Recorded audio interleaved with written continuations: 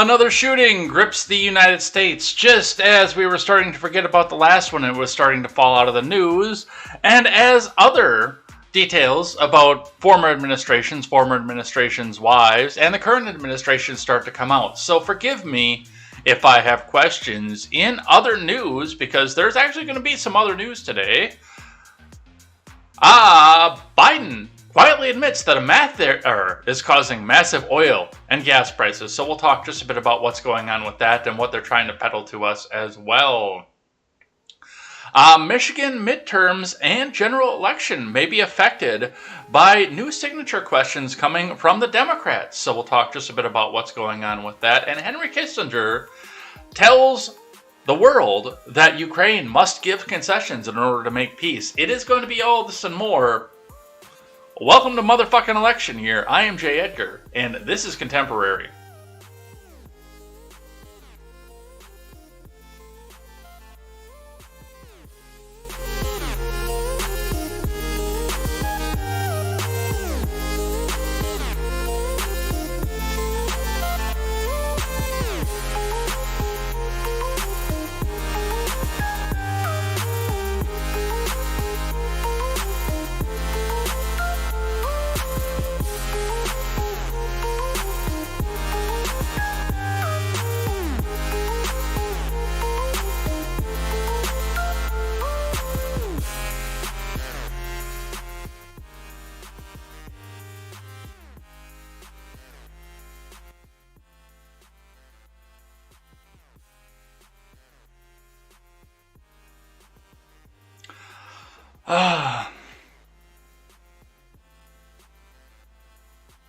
I'm kind of sick of having to have all these questions all the time and understanding as quickly as I do that I can't take any of these stories at face value.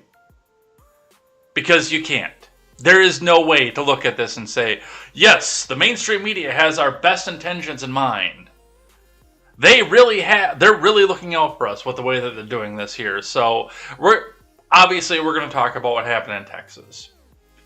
I don't know if we're going to talk about anything else today, but we're obviously going to go talk about what happened in Texas. So we got to get right into it. We got to get started. But guys, do make sure you go check out the Daily Ignoramus, the Porch Boys, the R-Rated Conservative, and the Breakdown with Birkenhoff. Do make sure you go check those out. They're great shows. They're great friends to liberty. They're great friends to freedom. And you do need great friends for all this right now, because anywhere else you're going to get your news, they don't care about you. They don't care about how you react to this and whether or not you think that this is kosher or not. They want you to accept a narrative, and you don't get the option. So go check out people who actually care about you, people who've had to make some of the same decisions as you, and some of the people that want to see you get ahead just the same as they want to get ahead themselves. So go check that out, TurnsPageProductions.com, and the Daily Ignoramus, the Breakdown with Birkenhoff, the R-Rated Conservative, and the Porch Boys. Go check all of them out. Let's get into it. And we're going to start with the finance as usual. The Dow actually turned itself up yesterday. Somehow, honk honk at the very end of the day. Bringing itself back up 48 points to 31 at 928.62. That is after another major dump off right in the beginning of this. And with the Fed meeting minutes coming here, and something now to distract us from the fact that the Fed minutes are coming and the economy is in the tank. We'll have to see, because it looks like the futures are wavering. So I'm not sure where this is going to go, except for I'm pretty sure that if this starts to go back and tank out once again, we are looking out and we're looking around and turning and seeing something come back. So that is what we see coming back up off of that. Looking in at the Bitcoin, let's bring that back out 5 days. The Bitcoin is out to 29,355.40. Which is over the 5-day up 199.70. That is 0.68% up here. So that's what we see coming back up out of that over the last 24 hours. It looks like it had a fairly significant rise, but then dropping back down into the 29,000 range. So we'll continue to see where that goes and what happens, especially as our U.S. currency becomes more worthless. There are people who are going to pick up to this because they think this is going to be the savior to all, but this is also one of your more liquid assets. It's easier to sell your Bitcoin than your stocks. So when people need the diapers and the gas and the food, that's going to be the first thing to go. Not their 401k or their stocks that are in that. So we will continue to watch that and see where that goes. Looking in at the gas prices, Gas Buddy out of Madison, Wisconsin. Looking in at some of the highs and lows coming up off of there. The Costco in Sun Prairie is at 405. The Quick Trip in Sun Prairie as well. Both Quick Trips in Sun Prairie are at 405. Looks like we've settled down, and some of the 406s and 407s have come out throughout the day. But we move quickly back up into the 409, 413, and 414 range. The good news is that this is all holding steady. We're not sitting here seeing stuff jump all around left and right and front and back and whatnot. And we're not seeing spikes and we're not seeing dramatic falls. So we'll start to see policy shifts as this goes. I'd like to see a dramatic fall, but I do know that that's going to usually come with a crash. So we'll continue to talk about that. And we'll continue to see that as this changes day over day. Looking in at Investors Business Daily for the day. Let's switch these back around. Dow futures fall ahead of Fed minutes. NVIDIA earnings are next. This is from Scott Latonin. Dow futures dropped Wednesday morning ahead of minutes from this month's Federal Reserve meeting. Chip giant NVIDIA will report its quarterly earnings results after the close. Intuit, Nordstrom, Toll Brothers, and Urban Outfitters reported late Tuesday, while Dick's Sporting Goods is among companies reporting on Wednesday morning. Intuit stock rose 2%. Nordstrom shares climbed 5%. Toll Brothers rallied 2%. Urban Outfitters stock was flat. DKS shares dove 14% in pre-market trade on lower guidance. EV giant Tesla traded down 1% on Wednesday morning. Elsewhere, tech leaders Apple and Microsoft fell 1% and 0.4% respectively in today's markets. Amid a new correction, Dow leaders Chevron and Merck, along with Livent, ExxonMobil, Eli Lilly, and WWE are among IBD's top stocks to watch for Wednesday. Eli Lilly is an IBD leaderboard stock. Merck is on the IBD swing trader. Livent and World Wrestling Entertainment were featured in this week's Stocks Near Buy Zone column. The fact that the WWE is still in the markets. Like, again, I didn't even know until just a few weeks ago when they started showing up in the markets that people were still watching wrestling. It's amazing. I thought that all went away at the beginning of the 2000s, but here we are. On the Dow today, ahead of Wednesday's open, Dow futures moved down 0.4% versus fair value. The S&P lost 0.4%, and the Nasdaq fell 0.6% in morning trade. Among ETFs, the Nasdaq tracker Invesco QQQ Trust dropped 0.6%. The SPDR S&P 500 ETF fell 0.4%. The 10-year yield ticked down 2.73% on Wednesday morning after closing at 2.76 on Tuesday. On Tuesday, the 10-year yield hit the lowest level since mid-April. Meanwhile, U.S. oil prices climbed more than 1%, with West Texas Intermediate crude trading above 111 a barrel. Sorry, I got a lot on my mind right now. The minutes from the Federal Reserve's May 3rd to 4th meeting on interest rates are due out at 2 p.m. Eastern Time. They are expected to provide more insights on the outlook of policymakers on the economy and inflation. So that's what we're seeing coming out of this. We are, according to IBD, in a correction. So we'll continue to watch and see where that goes. Let's grab one from the Wall Street Journal about yesterday's markets. And then, well, we have no choice. We've got to get into it. From the Wall Street Journal. S&P, NASDAQ finished lower as tech stocks drop. From Matt Grossman and Caitlin McCabe. U.S. stock indices ended mostly lower, and a sell-off in technology stocks deepened as concerns about economic growth and rising interest rates continued to weigh in the markets. The S&P fell 32.27 or 0.8% to finish Tuesday at 39.41.48. The tech-heavy NASDAQ slid 270.83 to 11.264.45. The Dow rallied near the closing bell to finish up 48.38 or 0.2% at 31.928.62 after declining as much as 1.6% intraday. Honk the honk honk honk the fucking honk.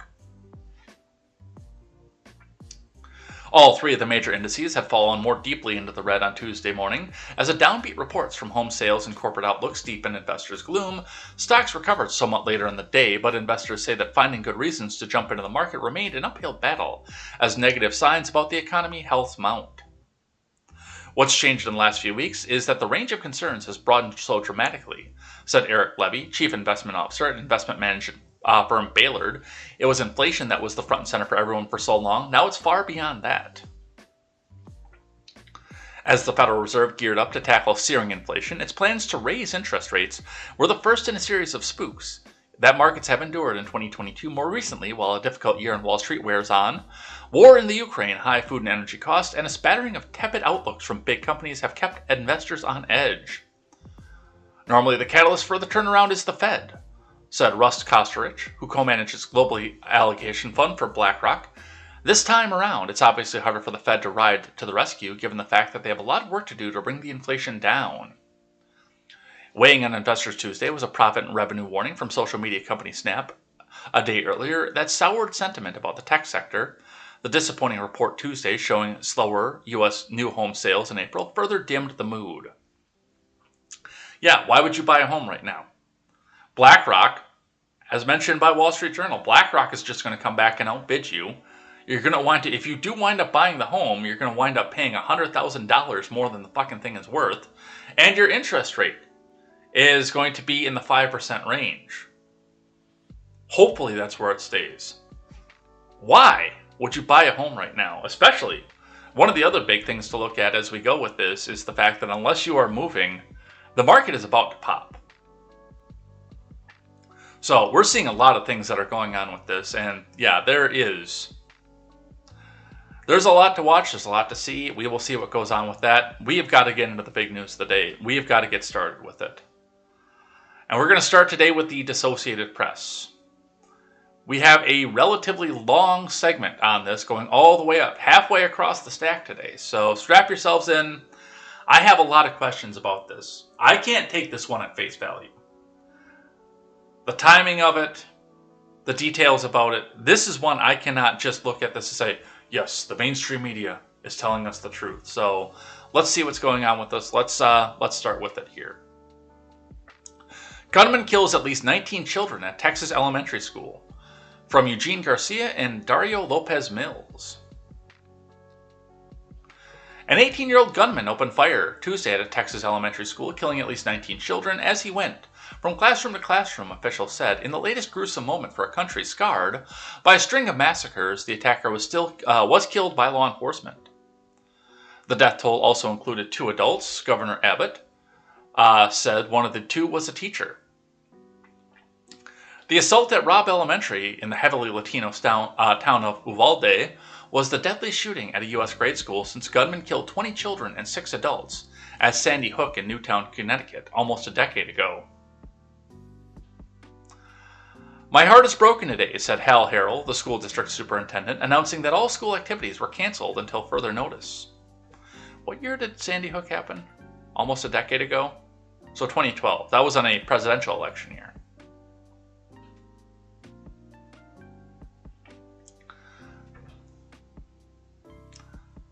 We're a small community, and we're going to need your prayers to get through this. The attack also came just 10 days after a deadly racist rampage at a Buffalo, New York supermarket that added to a years-long series of mass killings at churches, schools, and stores. And the prospects for any reform on the nation's gun regulations seem as dim as in the aftermath of the Sandy Hook deaths. President Brandon appeared ready for a fight, calling for new restrictions in an address to the nation hours after the attack. So, right here, this is where I start to have questions. Because we go in here, an 18-year-old gunman opened fire on Tuesday. This is almost a decade after Sandy Hook. Our hearts are broken and Biden is ready for a fight. Please, especially if you're going to be the most reliable news wire on the planet, tell me about the events that led up to this. Tell me why he went to his school. Tell me what you know about the social media that you dug through that you probably can't release because it's probably devastating to your narrative. Don't jump right into gun control unless you want to ask me want me to ask whether this was planned, because you seem to have an agenda about this. I want the details of the sick motherfucker that decided that it was time to go into a school after shooting at his grandmother, which it appears that she has survived. Thank God for that. After shooting his grandmother, decided while chase was being given to him, to hole himself up into a school and then just start massacring. I want to know about that asshole, not what's going on in Washington about this, because fuck Washington. And you know what? After this, I'm going to go out and buy another gun.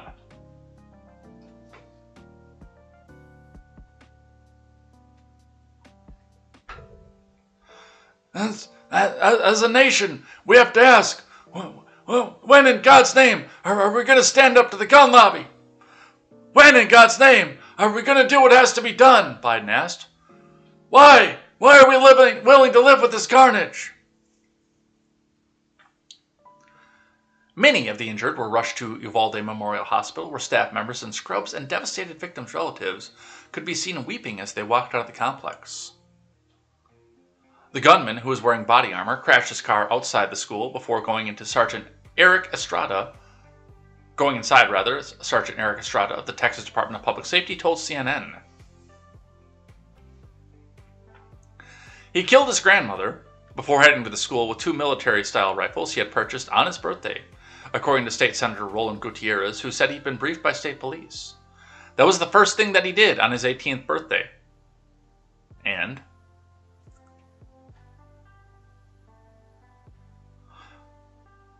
officials did not immediately reveal a motive, but the governor identified the assailant as Salvador Ramos and said that he was a resident of the community about 85 miles west of San Antonio. Ramos had hinted on social media that an attack could be coming, Gutierrez said, noting that he had suggested kids should watch out.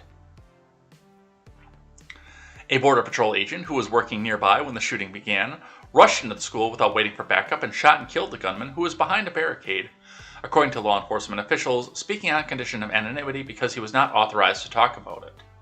Let's look at some of the scene here.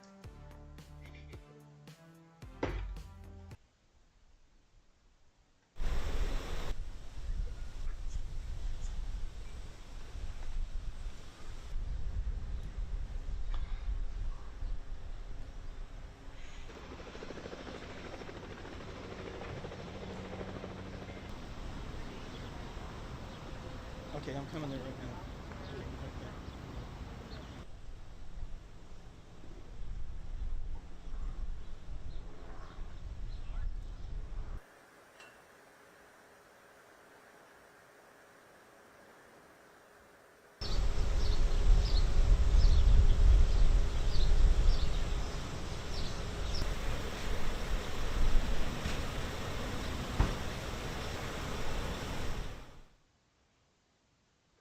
All right, let's keep reading.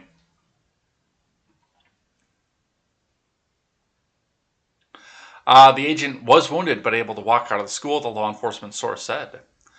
The district's police chief, Pete Arredondo, said the attacker acted alone, which I've already seen one terrible take of saying, oh, well, the attacker didn't act alone. He had accomplices such as the governor of Texas and the attorney general of Texas and a myriad of the courts and lawmakers at state and the federal level that allow people to still buy the evil assault rifles.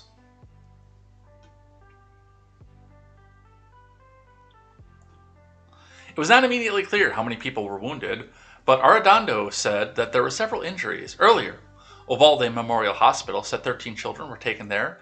Another hospital reported a 66-year-old woman was in critical condition. Excuse me.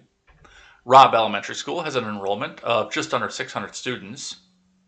So it's probably about the size of my elementary school when I went there. And Arredondo said it serves students in the 2nd, 3rd, and 4th grade. He did not provide ages of the children who were shot. This was the school's last week of classes before summer break. Heavily armed law enforcement officers swarmed to the school, with officers in tactical vests diverting traffic and FBI agents coming and going from the building. White House press secretary, token diversity hire, said Biden was briefed on the shooting on Air Force One as he returned from a 5-day trip to Asia. Isn't it funny that this didn't happen until he was on the plane, until he got back, or on his way back? Just in time that he could land and give a speech.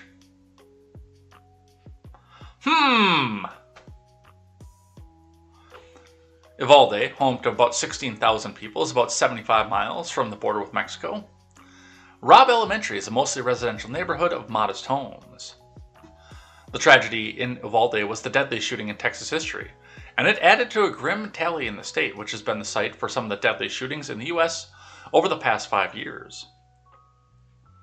In 2018, a gunman fatally shot 10 people at Santa Fe High School in the Houston area. A year before that, a gunman at a Texas church killed more than 24 people during a Sunday service in the small town of Sutherland Springs. In 2019, another gunman at Walmart in El Paso killed 23 people in a racist attack.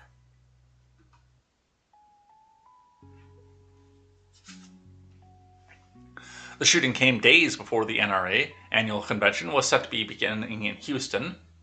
Abbott and both of Texas' U.S. senators were among elected Republican officials who were on the scheduled speakers at Friday Leadership Forum, sponsored by the NRA's lobbying arm. Well, that's a good reason not to support Abbott or Ted Cruz, or I don't even know who the other one is. Because the NRA is going to roll over on this. That much I can promise you.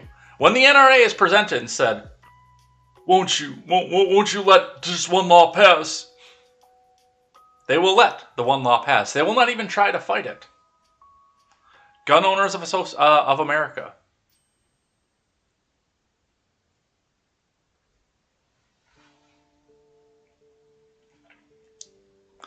In the years since Sandy Hook, the gun control debate in Congress has waxed and waned. Efforts by lawmakers to change U.S. gun policies in any significant way have consistently faced roadblocks from Republicans and the influence of outside groups such as the NRA. this whole thing. I can already see. This is the reason that I have questions. Once again, the Texas Rangers, the FBI, and the local police, county, and locality all have a timeline about what happened here. They all already know because they were in the midst of chasing this sick, twisted motherfucker. But here is the Associated Press, wasting precious page space, telling us, well, Sandy Hook, all the shootings in Texas, the racist one in El Paso, the racist attack in Buffalo. Why won't they make new laws? Why won't you think of the children?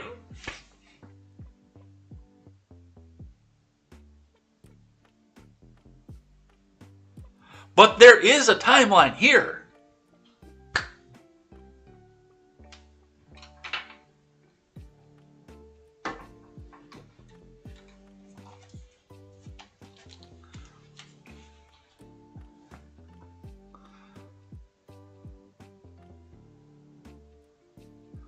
So, that's what this is.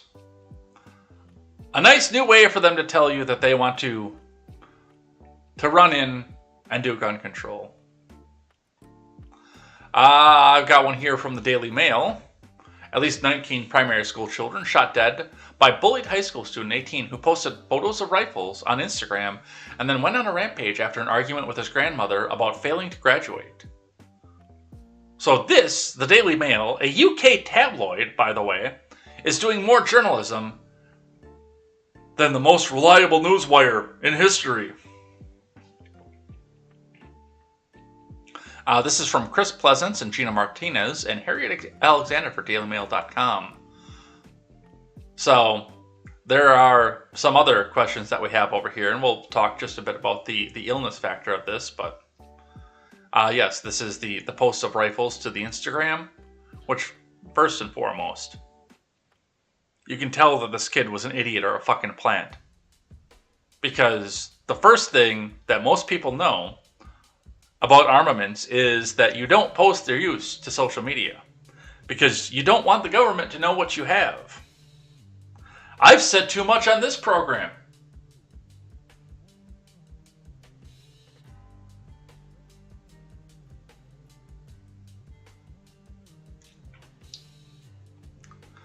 "19 pupils aged between 7 and 11 have been shot dead, along with 2 of their teachers, by an 18-year-old gunman who's also been killed in the latest school shooting to blight America, the deadliest in Sandy Hook almost a decade ago."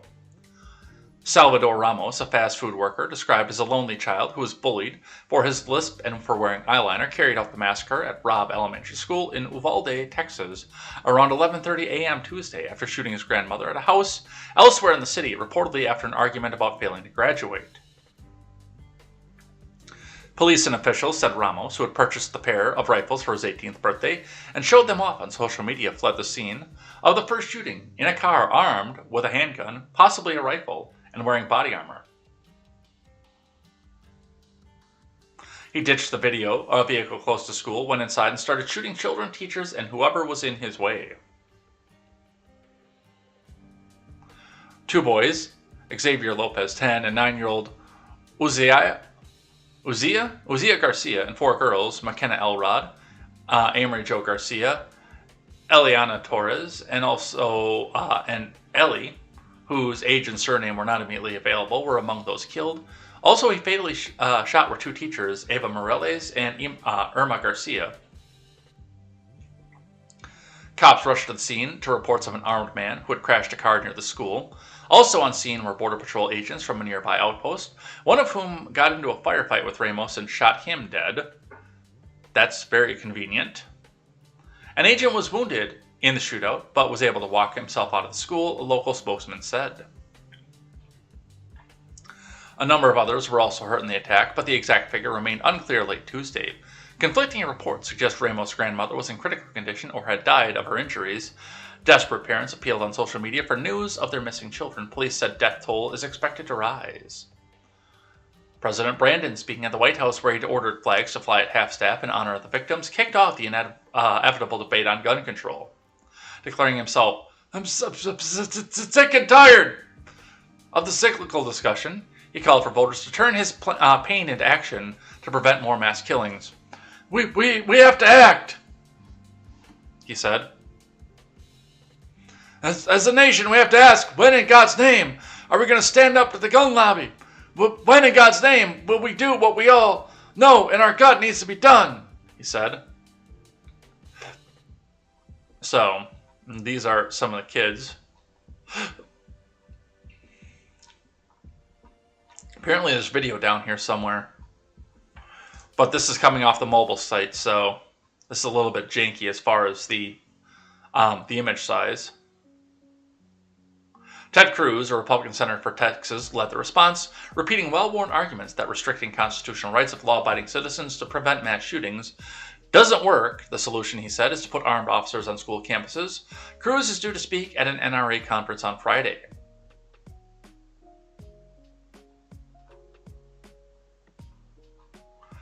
More pictures of kids. The crashed vehicle.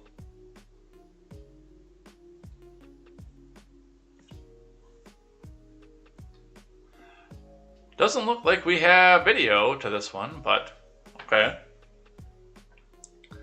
But the Daily Mail giving us more of a timeline of what actually happened here.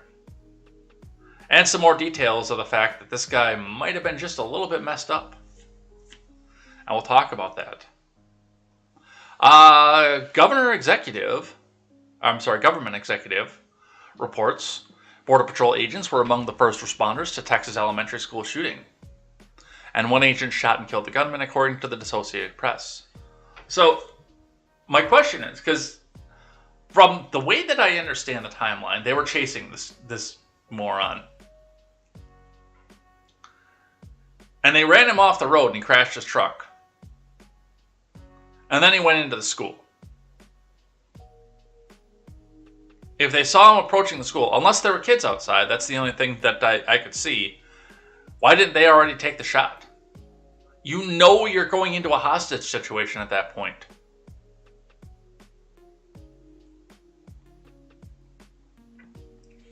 Border Patrol agents were among the first to arrive on the scene of the shooting in elementary school on Tuesday that has left at least 18 children and one teacher dead so far. One of the agents reported to have shot and killed the gunman. Border Patrol responded to law enforcement requests for assistance for an active shooter situation inside of Robb Elementary in Uvalde. Tweeted Marcia Catrone Espinosa, a Homeland Security Department spokesperson, on Tuesday night. Upon entering the building, agents and other law enforcement officers faced gunfire from the subject who was barricaded inside. The agents and other officers risked their lives by putting themselves between the shooter and children on scene to draw the shooter's attention away from potential victims and save lives, she continued. At least one Border Patrol agent was wounded by the shooter during the exchange of gunfire. On and off duty, Border Patrol agents arrived on the scene to assist with transferring students safely to their families and providing medical support. I am not a fan of most law enforcement, but I do recognize and understand the fact that there are people who will come in and put themselves between themselves and children when the call comes up. And I'm thankful for that. I'm happy for that. That is actually going to be what restores my faith in humanity at the end of the show. Spoiler alert.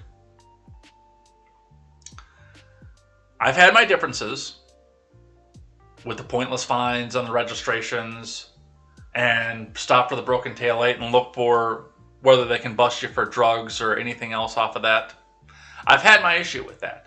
But I cannot sit back idly and say that there are not those who will look in there and say, we have to protect the civilians and the children, and will put themselves in harm's way to do so.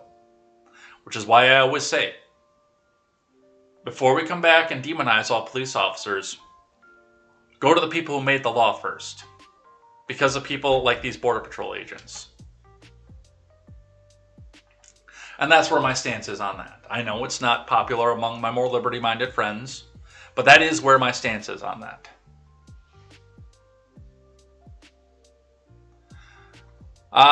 Some of the breaking news. Breaking, multiple children were shot and killed at an elementary school in Uvalde, Texas. Multiple law enforcement sources tell me the shooter was a murder suspect. Attempted murder suspect. It does look like the grandma is expected to survive. There was a bolo out for his truck. A pursuit ended near Robb Elementary. He ran into the school and started firing. Limited info. So, there again, there's another picture of the lightning. He fucked that thing up, too, by the way. Busted 2 hubs off, wheel laying on the ground. So, when he went off the road and went into this area, he was fucking booking. To twist that axle shaft off of there, and again, I know my Ford trucks. The front, I'd actually have to see whether it's a 2-wheeler or a 4-wheeler and see if he's got full axle shafts into there to have the wheel off like that. But to have that rear wheel off like that, he was booking. They were chasing him. He was fucking moving when he hit the drainage ditch.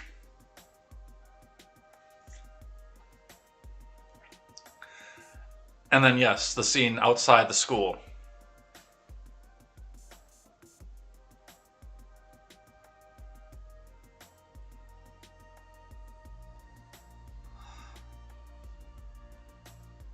And more about this, they say about that. So, Katie's Shit Cartoons says, Texas, dangerous enough to ban, with the transgender colors, and said, be yourself, love wins. Not dangerous enough to ban the assault rifle. And then we see these pictures. Now, these have been floating around. I have not independently confirmed that this was the shooter. I mean, the face is obviously and clearly similar, but there's Photoshop. This could be off of a gag. I don't know if this is somebody who was out here actively in this lifestyle. And I don't have any independent green check verification that that is the case at this point. That is a rumor at this point. But given the fact and what we saw out of the Daily Mail and the Associated Press articles, this gentleman did get bullied for liking to wear eyeliner and things like that. So this is not outside of the realm of possibility either. Developing stories that we will continue to watch. Let's grab a little bit of information about the shooter himself, both from ClickQ Houston and the New York Post. Suspect info. Here's what we know about the 18-year-old shooter who officials say killed 19 students, 2 adults, at a Texas elementary school. No author. Do we have an author? Oh, Mariah Ballard is the author. Authorities released information on the teenage shooter who they say killed his grandmother before murdering 19 elementary school students and 2 teachers in Uvalde on Tuesday morning. According to officials, 18-year-old Salvador Rolando Ramos is the person who police believed acted as a lone shooter in the incident at Robb Elementary. It is believed he was armed with a handgun and possibly a rifle.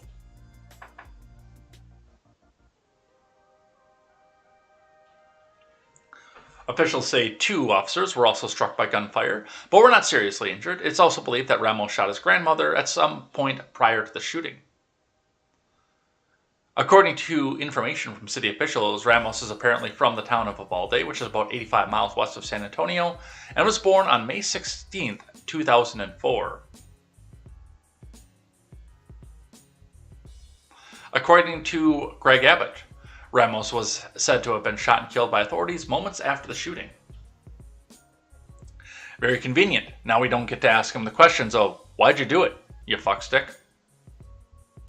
The students who currently attend the school are 2nd, 3rd, and 4th graders. It's unclear what motives Ramos had in the shooting, or if he had previously attended the school. So that's what they know off of this. Let's grab one from the New York Post talking a little bit more about him. What we know so far about Salvador Ramos, the suspected Texas school shooter. The 18-year-old gunman, who allegedly shot and killed 18 school children and 2 adults at a Texas elementary school, cryptically messaged a stranger, "I'm about to," just hours before he opened fire on the children.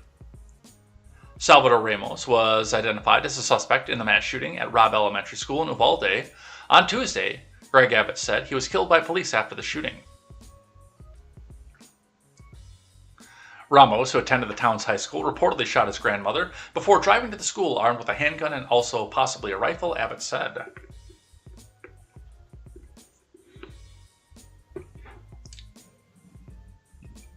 An Instagram account believed to be Ramos contained photos of guns and selfies of himself. The account with the username salve8door_ was taken down after Abbott released the name of the suspected mass shooter. The account's single grid post features 3 photos: a mirror selfie of Ramos in a sweatshirt, a grainy black and white close-up of his face, and a first-person shot of a person holding a firearm magazine in their lap. The same account shared a photo of 2 rifles laying side by side to its stories. The account tagged another user in the photo. That user, Epnipuez, said Ramos was a total stranger who tagged her in the gun photo and messaged her that I got a little secret. The Instagram user, who said she doesn't live in Texas, questioned why he tagged her in the pic of rifles and said she found it scary that he tagged her. You gonna repost my gun pics? Salvador messaged the girl on May 12th. What your gun's got to do with me, she replied on Friday. Just wanted to tag you, he said back. Then at 5:43 a.m. Central Time Tuesday, Salvatore messaged her. It says, I'm about to. The little girl asked, about to what? To which he answered, I'll tell you before 11. He said that he'd text her in an hour and urged her to respond. I got a little secret I want to tell you, he messaged with a smiley face emoji covering its mouth. He never told the girl his secret. His last message at 9:16 a.m. was, I'ma air out.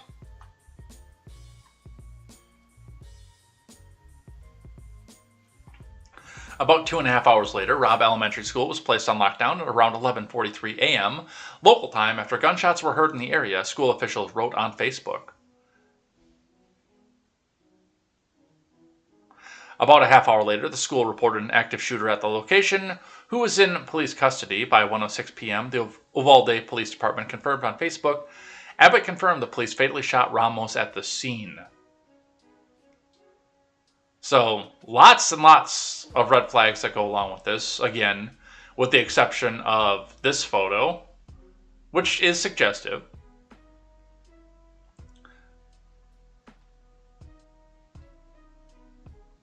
We don't really know what's going on with this. One of the questions that I have about this is it does seem, and there's a reason I have questions about this. If this is truly some 18-year-old kid, he's spent most of his life online looking for the likes, and yet according to the New York Post here, the Instagram only had the 1 picture grid, 3 pictures in a slideshow of the close-up and the magazine in the lap, and then 1 photo to the stories of the 2 assault rifles. And no other posts on this, according to the New York Post themselves. I did not see the Instagram, so I don't know if that was the only thing that was on there. If there are pictures from a ways back, if there were the pictures of the skirt or anything like that. But it would seem strange to me, especially if we're able to go and find these pictures right away of this kid in a skirt. It would seem very strange to me that that would be all that he has on his Instagram. You know what I'm saying? Something doesn't add up about this. Something kind of almost tells me that this Instagram was set up specifically so this kid could go back and commit this massacre. I have a lot of questions about this one. Something here does not pass the fucking smell test.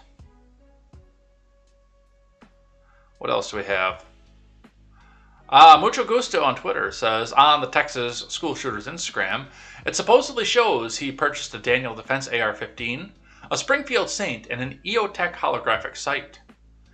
These are somewhat high-end guns, not out of reach, but took some effort to accumulate that money, about $5,000. Strange. Yeah, if he's got the money to go dump $5,000. Now, let's go back and look at the vehicle again. Actually, I want to grab this, I think, from the Daily Mail. No, that's just going to be all the kids. Was it the AP that showed it? No, it didn't. Where did we see the vehicle before this? I know we saw it. Well, let's go look at this Twitter post again, because that is probably about an 03 or 04 F-150. Which markets out, if it's in excellent condition, by the way, at probably only a few grand. Let's actually look.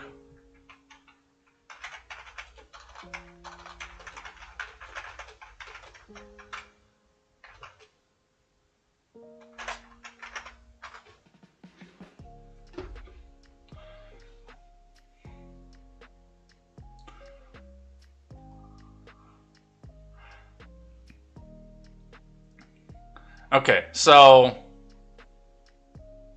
we'll look at Edmunds for this, just to come back out and see this. So according to Edmunds, and we'll actually open this up again, the value of an 04 F-150 is $1,015 to $12,230 right now.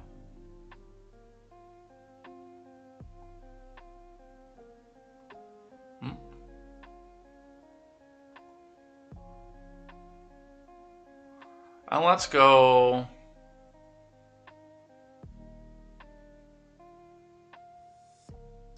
Let's call it a 5.4.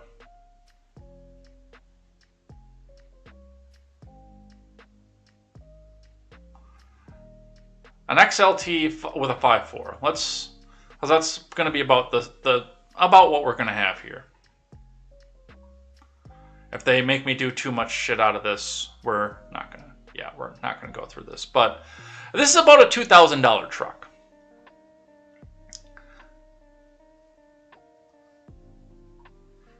And yet he's out there on this 18th birthday in this $2,000 truck, runs back out and drops $5,000 on brand new Daniel Defense AR-15 Springfield Saint and EOTech holographic sight.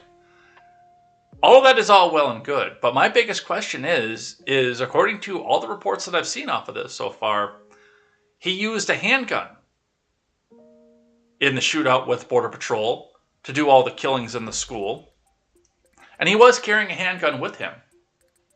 Now, under Texas law, at the age of 18, it was legal for him to go out and get the AR-15, the Springfield Saint, and the EOTech holographic sight. Those were all legal. The handgun was not. He has not attained the age of 21. That's by federal law. So he had two perfectly legal weapons that he could have been out using for this, the ones that they're trying to ban, and yet somehow he's also got an illegal pistol that he's using to do actually do all the carnage with, while driving up to the school in a $2,000 truck. I have questions. Something doesn't fucking math here, you guys.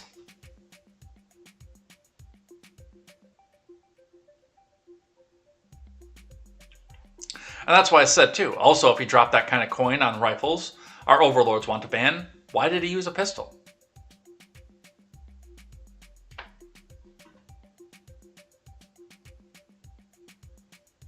So, I have a lot of... This doesn't pass the smell test for me. So, that's what we see coming off of that. Now for the other side of this, and we'll start with the Daily Wire. Democrats pounce on Texas school shooting, demand taking away constitutional rights, from Ryan Saavedra.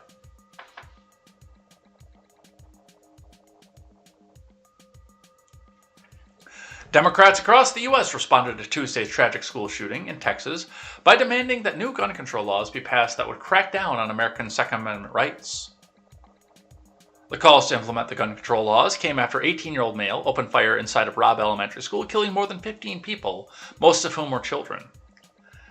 Leading the charge and pushing for more gun control laws was Chris Murphy, who said the Republicans needed to find a way to work with Democrats to pass laws that make this less likely. Murphy also suggested that mental illness was not the problem when it came to major shootings. Spare me the bullshit about mental illness. We don't have any more mental illness in this country than any other country in the world, Murphy claimed. You cannot explain this through a prism of mental illness because we don't. We're not an outlier on mental illness. We're an outlier when it comes to access to firearms and the ability of criminals and very sick people to get their hands on firearms. That's what makes America different. Other notable Democrats who seized on the tragedy to call for more gun control include Senator Bernie Sanders. Technically not a Democrat.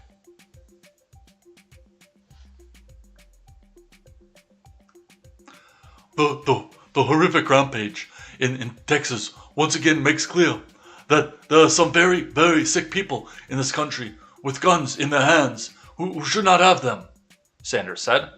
Congress may not be able to end this problem, but we must at least pass common sense gun reforms to finally protect the public.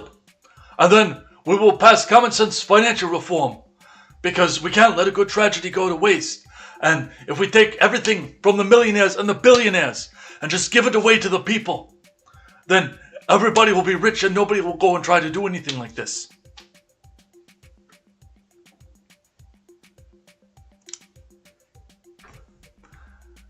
Representative Alexandria Ocasio-Chavez claimed that there was no such thing as being pro-life while supporting laws that let children be shot in schools, elders in grocery stores, worshippers in their houses of faith, survivors by abusers, or anyone in a crowded place. It's an adultery of violence, puppy. And it must end, okay? Gavin Newsom claimed that Republicans won't do a damn thing about shootings and added, "We need a nationwide comprehensive common sense gun safety now." Well, tell that to the people of Sacramento, who were shot with your most restrictive gun laws in the country. Ed Markey wrote, "Abolish the filibuster and pass gun safety legislation now."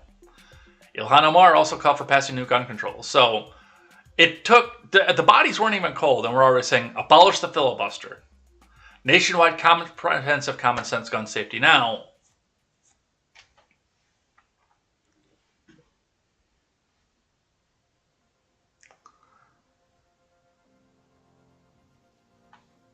The president himself got into it. And you know what? We're just going to listen to the whole speech. But we're not getting anything else done today. I can promise you that. So let's have a listen. Good evening, fellow Americans.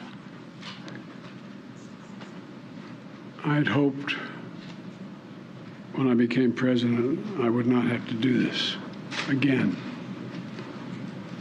Another massacre, Uvalde, Texas, an elementary school. Beautiful, innocent, second, third, fourth graders. And how many scores of little children who witnessed what happened see their friends die as if they're on a battlefield, for God's sake.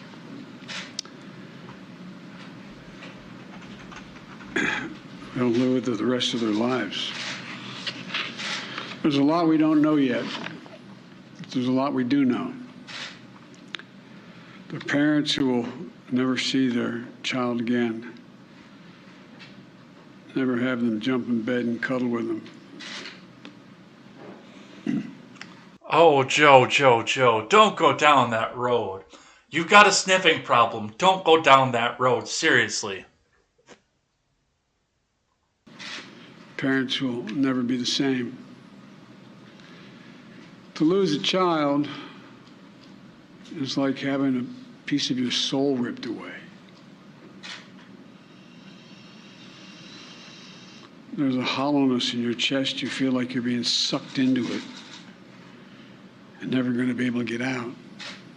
Suffocating. It's never quite the same. It's a feeling shared by the siblings and the grandparents and the family members and the community that's left behind. Scripture says, Jill and I have talked about this in different contexts, in other contexts. The Lord is near to the brokenhearted and saves the crushed in spirit. So many crushed spirits. So tonight, I ask the nation to pray for them. Give the parents and siblings the strength in the darkness they feel right now. As a nation, we have to ask, when in God's name are we going to stand up to the gun? Also, if I was you and Jill, you might want to back away in case the lightning strike comes. Yeah, I wouldn't be bringing God into this if I was you. Lobby. When in God's name we do what we all know in our gut needs to be done. It's been 3,448 days, 10 years since I stood up at a high school in Connecticut, a grade school in Connecticut, where another gunman massacred 26 people, including 20 first graders at Sandy Hook Elementary School.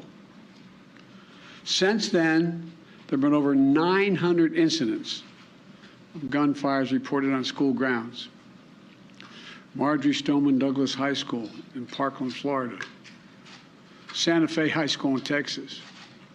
Oxford High School in Michigan.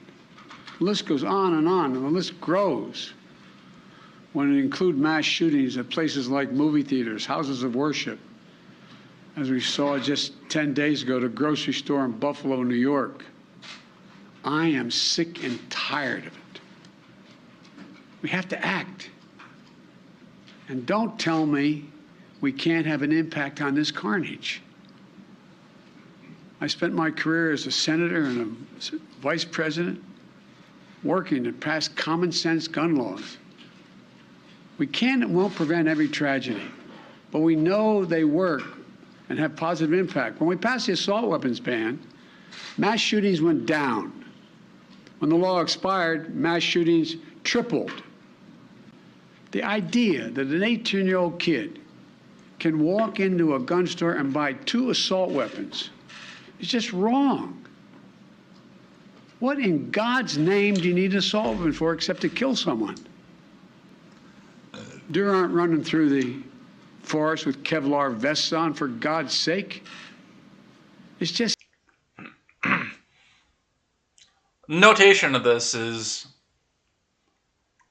I keep what I have, and again, we're not going to go over this. The feds already know too much because I've said too much on this channel already. But I keep what I have, not because deer are running through with Kevlar vests, but because there is going to come a day where your lackeys, Mr. Biden, are going to come crashing through that window, and that door, for me saying the wrong thing on air. That's why I keep the things that I have. Sick. And the gun manufacturers have spent 2 decades aggressively marketing assault weapons, which make them the most and largest profit. For God's sake, we have to have the courage to stand up to the industry. Here's what else I know. Most Americans support common sense laws, common sense gun laws. I just got off a trip from Asia, meeting with Asian leaders. And I learned of this while I was on the aircraft. And what struck me on that 17-hour flight, what struck me was these kinds of mass shootings rarely happen anywhere else in the world. Why? They have mental health problems. They have domestic disputes in other countries. They have people who are lost.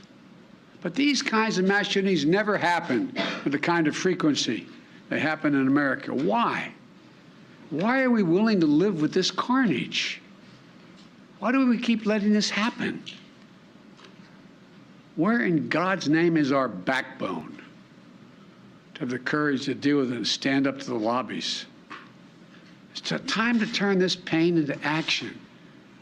I don't care about standing up to the lobbies. I care about standing up to you. Or whichever lackeys you come to try to drag me out of my, or send us come and try and drag me out of my fucking home. For every parent, for every citizen in this country, We have to make it clear to every elected official in this country. It's time to act.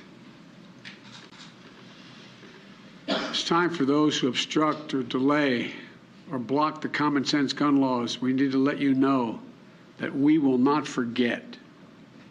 We can do so much more. We have to do more. Hey, if you want to talk about somebody who obstructs and rejects the gun laws, I'm right here. Hi, right here. That's me. Right here.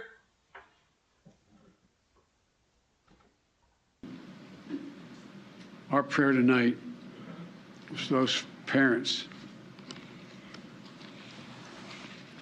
lying in bed and trying to figure out,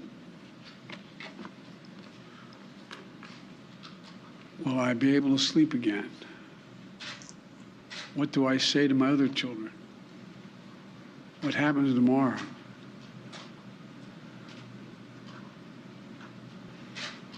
May God bless the loss of innocent life on this sad day.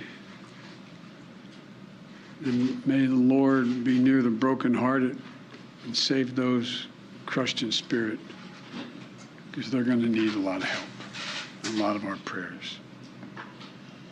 God love you. Will you go to Texas? And the back turned. Sir? Sir, will you go to Texas?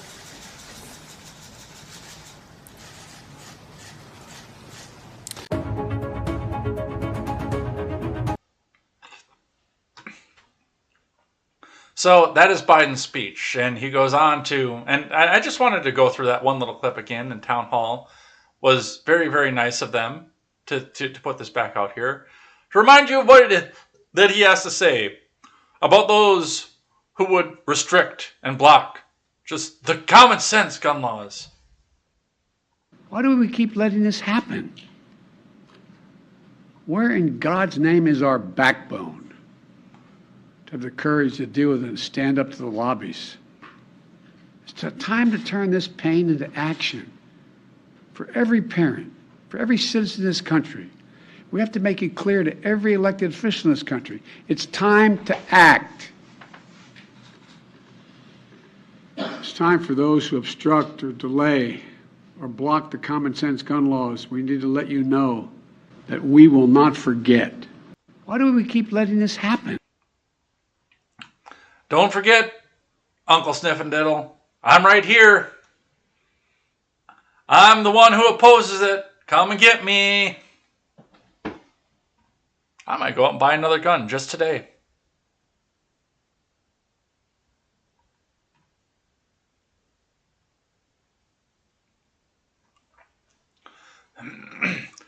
Daily Wire reports. It's just sick. Biden uses school shooting address to slam gun lobby. And I've actually got, I don't usually do two in a row from the same outlet, but I've got two from the Daily Wire talking about different points of the speech, so do bear with me. President Brandon responded on Tuesday evening to a tragic news to coming out of Uvalde, Texas, a school shooting that left at least 18 children, 2 adults, and the shooter dead. In the hours following the shooting, Press Secretary Token Diversity Hire announced that the president had been briefed on the situation and would continue to receive reports as the new information became available. She tweets, President Biden has been briefed on the horrific news of the elementary school shooting in Texas and will continue to be briefed regularly as information becomes available. His prayers are with families impacted by this awful event, and he will speak this evening when he arrives back at the White House. Comms Director Kate Bedingfield adding that Biden had spoken with Abbott about the tragedy and offered a White House assistance on any resources that Abbott might need to handle the situation.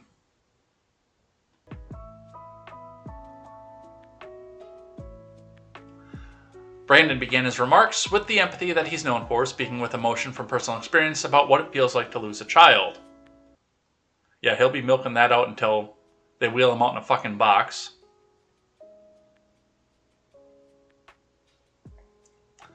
And I'd hoped that when I became president, I would not have to do this again. Another massacre, Uvalde, an elementary school. Beautiful, innocent second, third, and fourth graders. How many scores of little children who witness what happened see their friends die as if they're on a battlefield, for God's sakes? Biden began.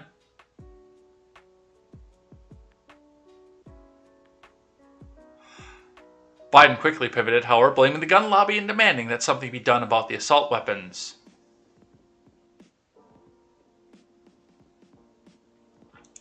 Biden concluded his remarks with a clear warning to his political opponents, saying that he would not forget those who stood in the way of common sense gun laws. Still right here.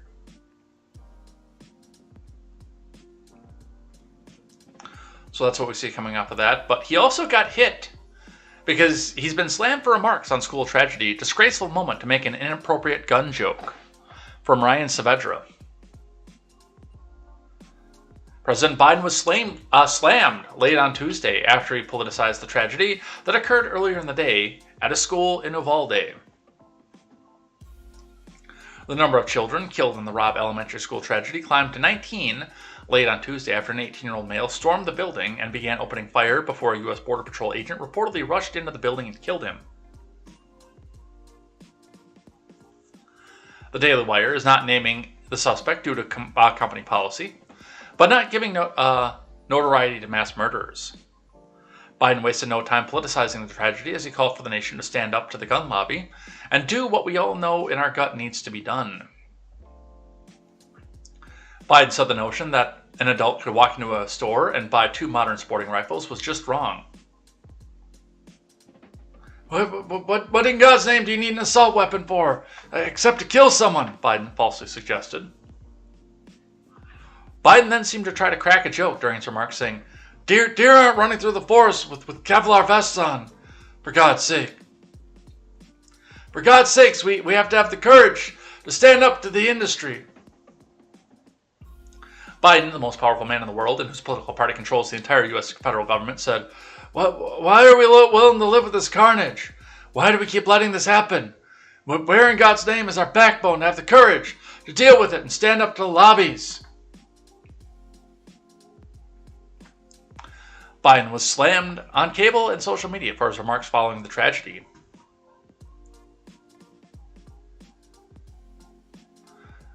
Kevin Tober says Tucker on Biden's speech, the president is a frail, confused, bitterly partisan, desecrating the memory of recently murdered children with tired talking points of the Democrat Party, dividing the country in a moment of deep pain rather than uniting. Do we have to listen to Tucker's irritating voice? States, yep. Frail, confused, bitterly partisan, desecrating the memory of recently murdered children with tired talking points from the Democratic Party, dividing the country in a moment of deep pain rather than uniting.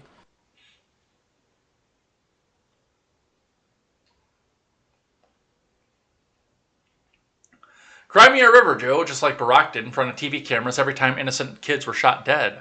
Political commentator Ajit Dada said, you're all essentially 2 sides of the same coin, because if you really wanted to act on it, how would you even ever champion this issue again? Political strategist Andrew Surabian wrote, bodies are still warm and Joe rushes to politicize the tragedy in record time. Yeah, this actually is a new record. Biden was especially hit hard for making the joke during his remarks. Why is he always making this stupid, nonsensical joke, especially after a tragedy like this? Alan Bayer, an IT systems security and forensic specialist, wrote on Twitter, what is wrong with this guy? Joe Biden cannot help but use that stupid, lazy, inappropriate gun joke about deer in Kevlar vests, radio host Jason Rantz tweeted. What a disgraceful moment in this inappropriately political speech, but yeah, he's the unifier in chief. Rantz later added, the goal of the deer in Kevlar vest is to get you to chuckle, then agree with his bad faith point, Rantz later added. Did he want you to chuckle today? So disgusting. Alan Bayer, what's wrong with this guy? Oh, so much. There's so much wrong with this guy. Harris got into it because her name is Kamala Harris and never let a good tragedy go to waste. Vice President Harris, reacting to the mass shooting at an elementary school in Texas, said the country must have the courage to take a stand against gun violence. Our hearts keep getting broken, Harris said.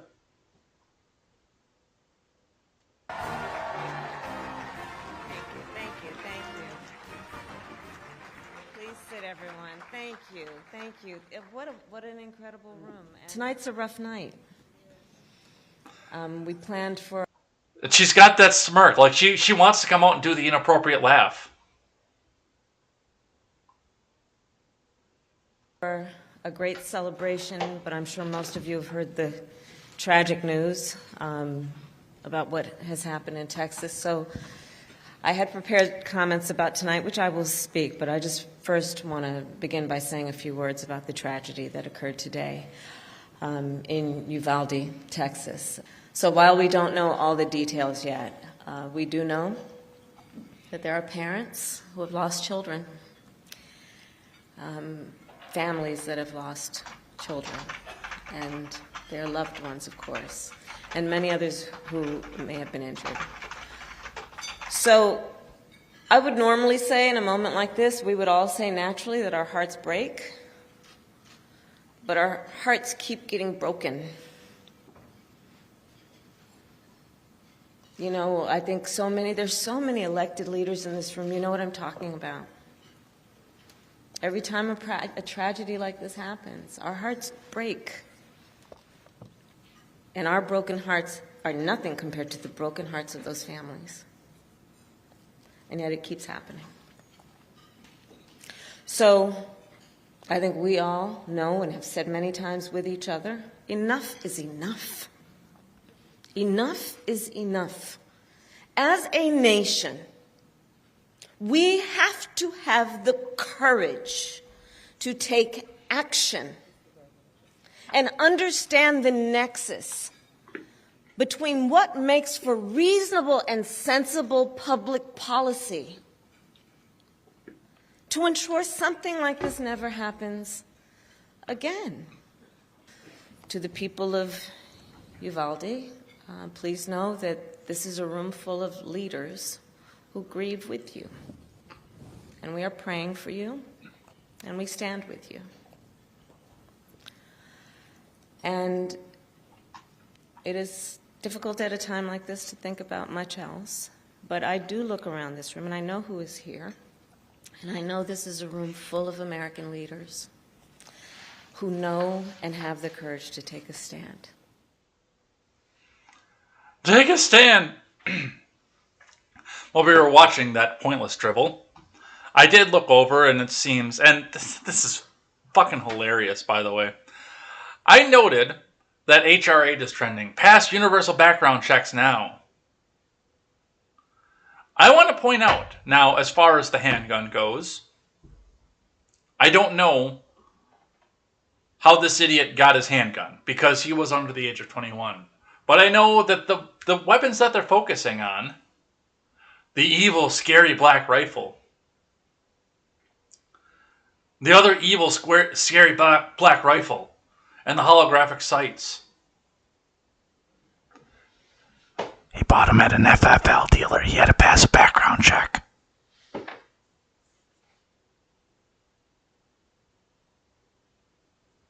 See, they keep wanting more and more background checks for when you go back and do a private sale in state. But all these shooters that seem to pop up whenever it's politically inconvenient, like, you know, when it turns out that Hillary was the one who orchestrated what Sussman's going to trial for, they've always passed the background check.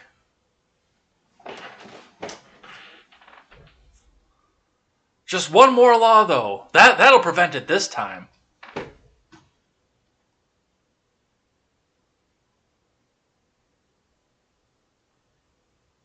Are we going to get done with this? Are we going to be able to touch on something else? Holy shit. Steve Kerr, Warriors coach Steve Kerr, angrily condemns senators for inaction on guns after Texas school shooting. From Mike Kalia.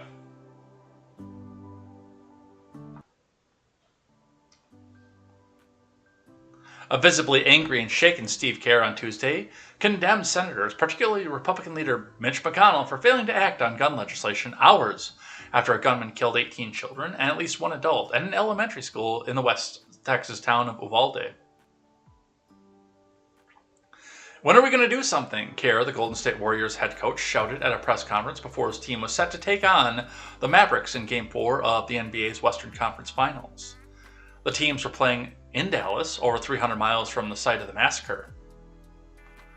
I ask you, Mitch McConnell, I ask all of you senators who refuse to do anything about the violence in school shootings and supermarket shootings, I ask you, are you going to put your own desire for power ahead of the lives of our children and our elderly and our churchgoers, he said, because that's what it looks like.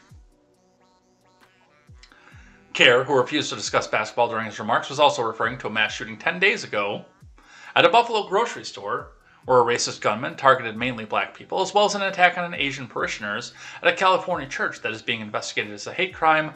Both occurred within the past 2 weeks. Man, did they not want to come back out and tell you about the Asian shooter, but they'll tell you all about the Asian parishioners.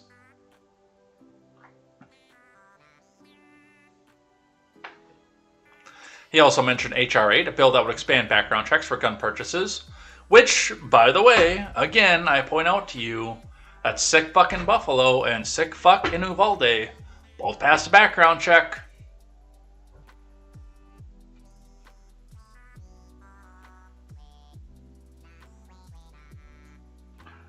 The Democrat-controlled House passed it in 19, but the measure would need to clear the 60-vote filibuster threshold in the evenly divided Senate. Republicans, many of whom are backed by the NRA, have successfully swatted away several attempts to oppose restrictions on access to guns.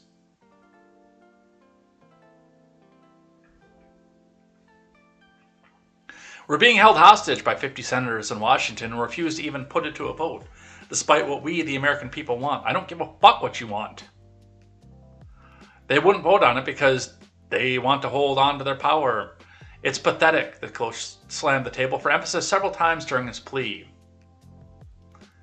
And the Oscar for the stupidest take goes to Steve Kerr. Chris Murphy. Murphy pleads with GOP for a gun deal as another Sandy Hook grips America. In the first minutes, this is from Burgess Everett and Catherine Tully McManus. In the first minutes following a Texas gunman's slaughter of at least 19 children and at least one teacher, many Democrats said that they were resigned to continued inaction on guns, not Chris Murphy. The Connecticut senator, whose gun safety advocacy was kindled by an elementary school shooting in his state 10 years ago, asked his colleagues pointedly in an impassioned floor speech just after the killings, "We have another Sandy Hook on our hands. What are we doing?" As he left the floor, Murphy said that he wasn't there to needle his GOP colleagues or force them to reject legislation to make a political point. Let's listen to what he had to say.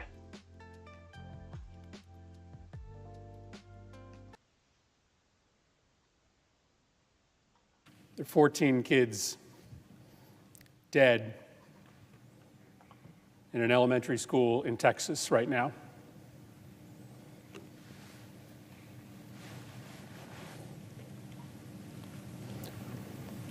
What are we doing?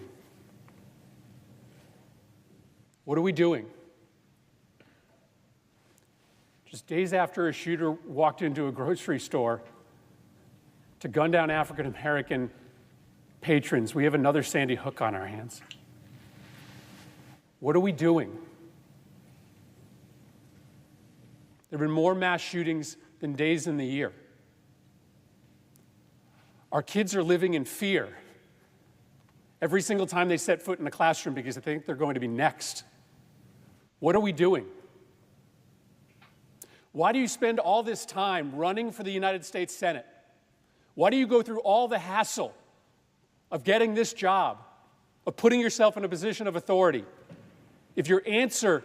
You're not in a position of authority, you're a servant of the people, cocksucker.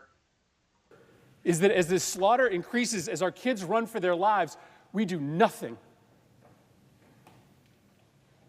What are we doing? Why are you here?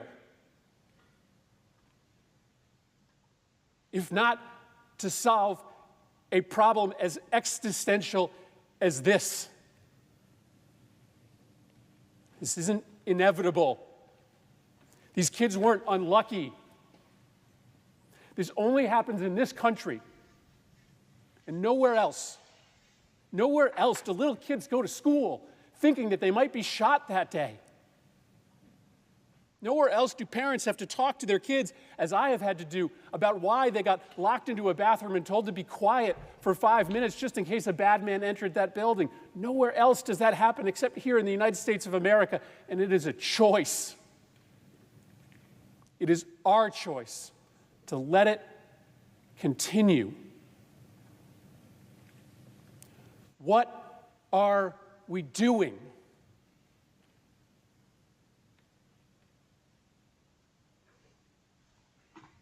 In Sandy Hook Elementary School, after those kids came back into those classrooms, they had to adopt a practice in which there would be a safe word that the kids would say if they started to get thoughts in their brain about what they saw that day.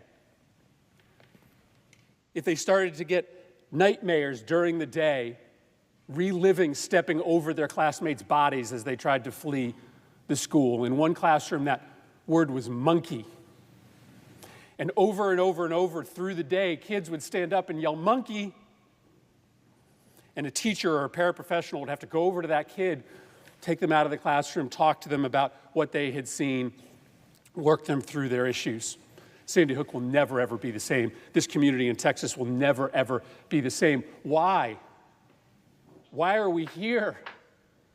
If not to try to make sure that fewer schools and fewer communities go through what Sandy Hook has gone through, what Uvalde is going through. Our heart is breaking for these families. Every ounce of love and thoughts and prayers we can send, we are sending. But I'm here on this floor to beg, to literally get down on my hands and knees and beg my colleagues. Find a path forward here. Work with us to find a way to pass laws that make this less likely. I understand my Republican colleagues will not agree to everything that I may support, but there is a common denominator that we can find. There is a place where we can achieve agreement that may not guarantee that America never, ever again sees a mass shooting, that may not overnight cut in half the number of murders that happen in America. It will not solve the problem of American violence by itself. But by doing something, we at least stop sending this quiet message of endorsement to these killers whose brains are breaking, who see the highest levels of government doing nothing, shooting after shooting. What are we doing? Why are we here?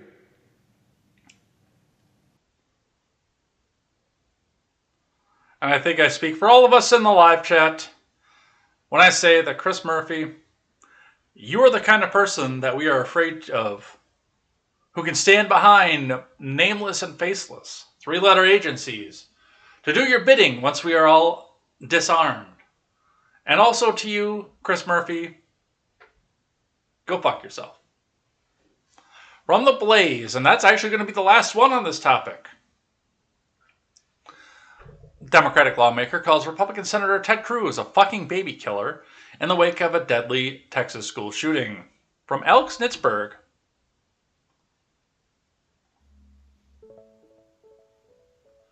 On the heels of a deadly mass shooting at Robb Elementary School in Uvalde on Tuesday, Reuben Gallagher of Arizona blasted GOP Senator Ted Cruz of Texas, calling him a baby killer.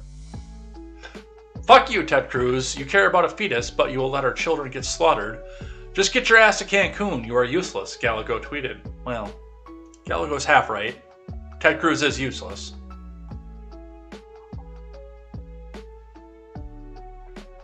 Gallagher made the comment in response to a tweet that quoted Cruz as saying, "When there's a murder of this kind, you see politicians try to politicize it. You see Democrats and a lot of folks in the media whose immediate solution is to try to restrict the constitutional right of law-abiding citizens.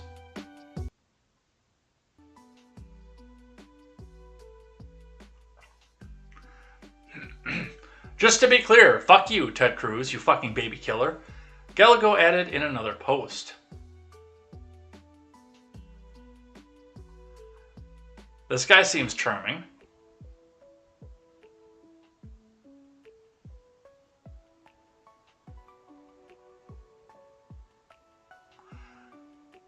Diane Lee says, yes! No background checks, no license, no training. If you're 21, you can own a gun in Texas.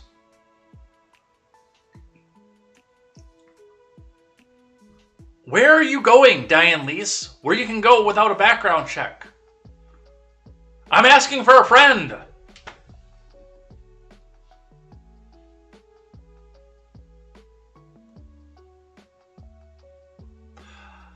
Democratic Rep. Alexandra Ocasio-Chavez of New York and others pounced in response to a tweet in which Cruz said that he and his wife were praying for kids and families in the wake of the shooting. Heidi and I are fervently lifting up in prayer the children and families in the horrific shooting in Uvalde. We're in close contact with local officials, but the precise details are still unfolding. Thank you, heroic law enforcement and first responders, for acting so swiftly, Cruz tweeted. Ocasio-Chavez replied by tweeting, aren't you slated to headline a speaking gig in NRA in 3 days, puppy? In Houston, no less, okay? You can do more than pray. Faith without works is dead, okay, puppy? Their blood, your hands. Oh my, George Takei declared in response to Cruz's tweet after rolling off an underage boy. Roland Martin, who I have no idea who that is, called Cruz trash. Well, to be fair, so did I. But for different reasons. Rob Reiner, whose opinion matters to so many things, took to Twitter after the mass shooting to blame the GOP for children being killed with guns. The blood of every child that dies of gun violence in this country is on the hands of the Republican Party, Reiner tweeted. Eric Swalwell rolled off a Chinese spy and said that anybody who proposes additional firearms as a solution to the problem shootings is a sociopath. I want to go buy 2 more guns. We've had 2 decades, brah, of doing things the GOP NRA way. Maybe it's time to try something else because this sure shit is not working and the body count is only growing. If your response to these mass shootings is, we need more guns, brah, you're a sociopath. Just everybody give up your guns so the Chinese can come over here and take over. And Fang Fang can put me in charge of some meaningless department.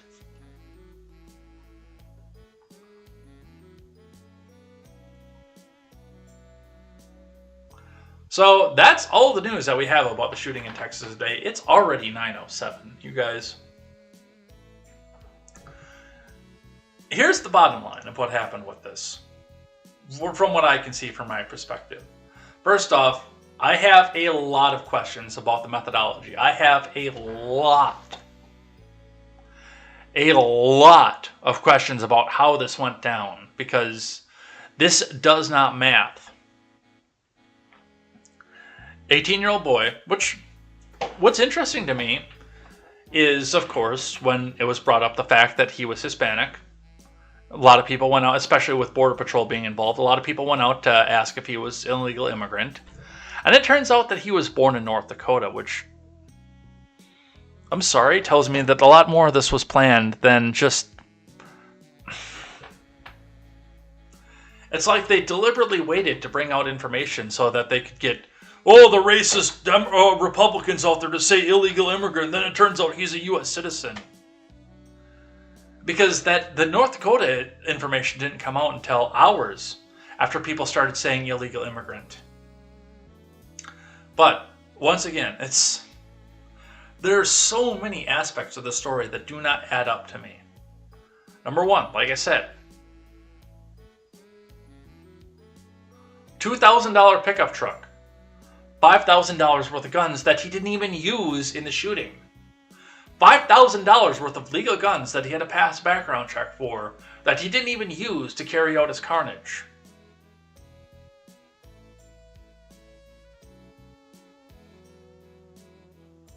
Instead, using a handgun that was illegal for him to own. In the process, breaking a law while Congress is, or our Democrat friends in Congress are telling us we need just one more law would have prevented this.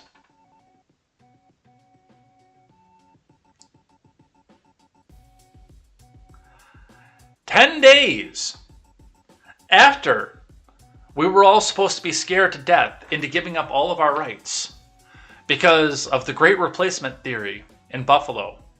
And then when we all started paying attention to the economy again and Hillary Clinton, boom, here's another one.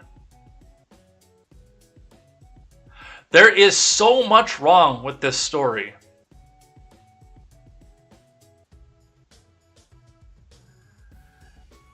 And stupid people are just eating it up.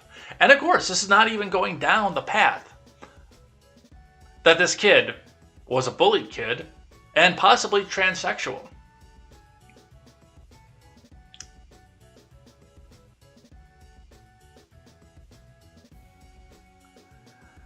I have come away with this, and we have spent the last, let's have a look at what the timer is for us right now, hour and 31 minutes.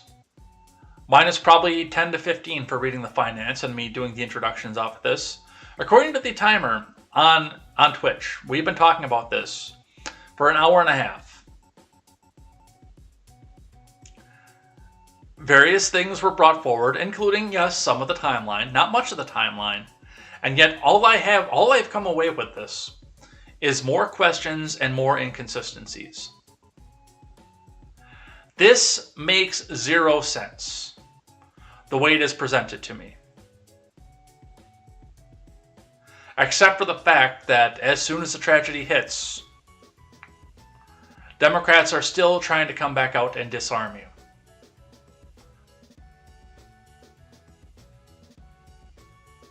While the suspect is still bleeding out, Democrats are trying to disarm you. And I'm sorry, but you expect me to walk away with this without any more questions? No, we can't do that. Something is wrong here. And it's not what Chris Murphy says is wrong. There is something seriously wrong with this story.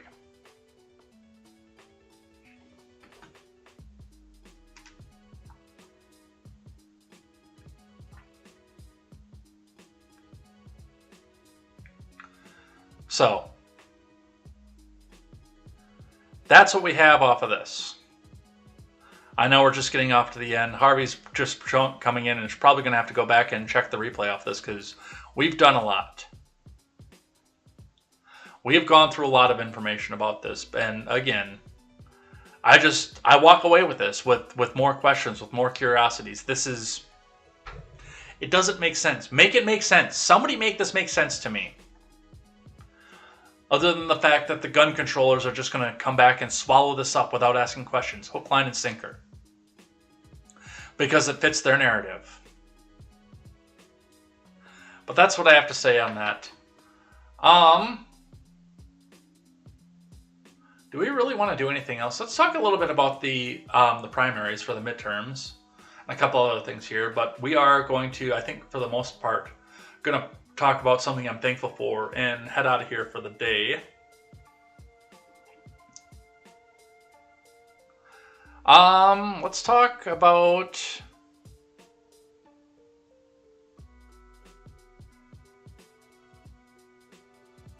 here's one. President Biden, he signed the additional Ukraine Supplemental Appropriations Act of 2021. So the $40 billion passed the Senate after debate, after not getting fast-tracked.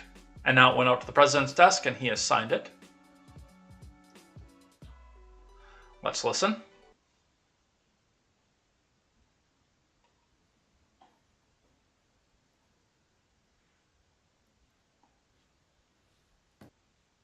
It's signed, man. Come on. Today is signed the additional Ukraine Supplemental Appropriations Act of 2022. This law will allow us to continue to sending security, economic and humanitarian assistance to the people of Ukraine as they continue to defend their democracy and freedom. Translation, we just printed $40 billion more dollars. And next month, we'll do it all again.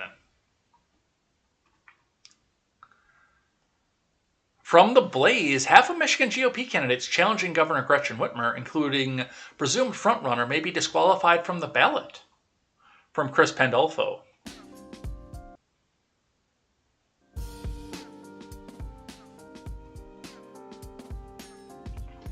Michigan Republicans may be facing disaster after half of their 2022 candidates for governor were declared ineligible for the ballot on Monday, including presumptive frontrunner James Craig. The Michigan Bureau of Elections on Monday found that Craig, the former Detroit chief of police, businessman Perry Johnson, and 3 others did not submit enough valid petition signatures to qualify for the GOP primary ballot, potentially cutting a field of 10 candidates down to just 5 lesser-known individuals seeking to unseat Democratic Governor Gretchen Whitmer. State law provides that candidates for governor must submit at least 15,000 signatures and 100 from each congressional district to qualify for the primary ballot. Candidates are permitted to submit up to 30,000 signatures for review. According to the Detroit News, a Bureau staff report said election officials tracked 36 petition circulators who submitted fraudulent petition sheets consisting entirely of invalid signatures. The Bureau was unaware of another election cycle in which this many circulators submitted such a substantial volume of fraudulent petition sheets consisting of invalid signatures. Oh, so now we do signature match.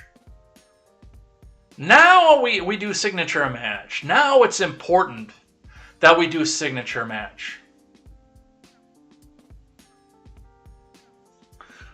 You know, you were a racist if you called for signature match during the 2020 election where nothing bad happened in Hong Kong, most popular president in history.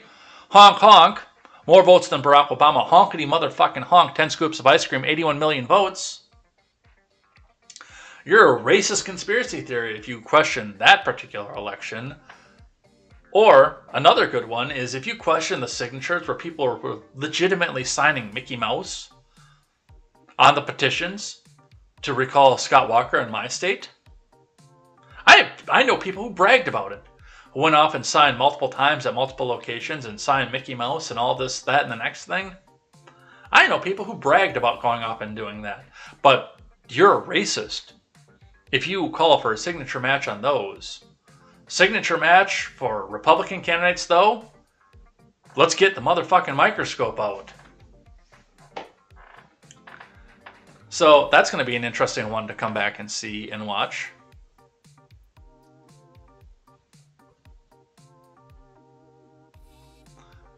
Out of Georgia, Green easily wins Georgia GOP primary. From Julia Manchester.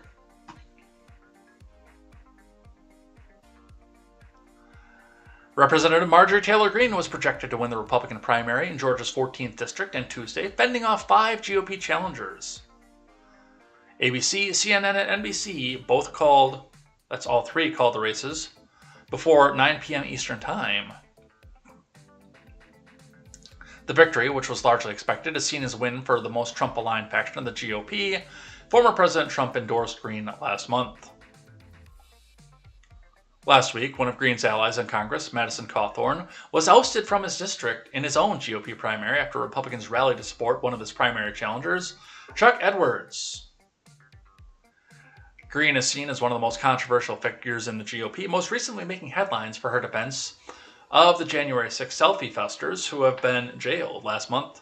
Greene's critics launched an effort to remove her from the ballot in Georgia, accusing her of helping to facilitate the January 6 selfie fest, which they say violates provision of the 14th Amendment and makes her ineligible to run for re-election. Part of what's happening here, by the way, a lot of the news for today was eclipsed by the dumb shit in Texas. But it does appear that a federal judge has come down and said that yes, people can be subject to Article 3 or Section 3 of the 14th Amendment and be prevented from being on the ballot if they supported if they're insurrectionists, which they weren't. But the other side of this, and this is what they won't tell their sycophantic Democratic followers, is that in order to be stripped of your rights in this country, And they tried to do this with a civil suit with Green, by the way, which should have been thrown out instantly because you actually do need to have a criminal suit against you for this, is that you have to be tried and convicted by a jury of your peers in order to have your rights taken away from you in this country. To be deprived of life, liberty, and the pursuit of happiness and the right of self-defense, you need to be tried and convicted by a jury of your peers. So unless you want to convene a bunch of grand juries before the 2022 election and get a bunch of trials underway in our already clogged up court system, you can make that ruling all you want, you moron. Doesn't change anything.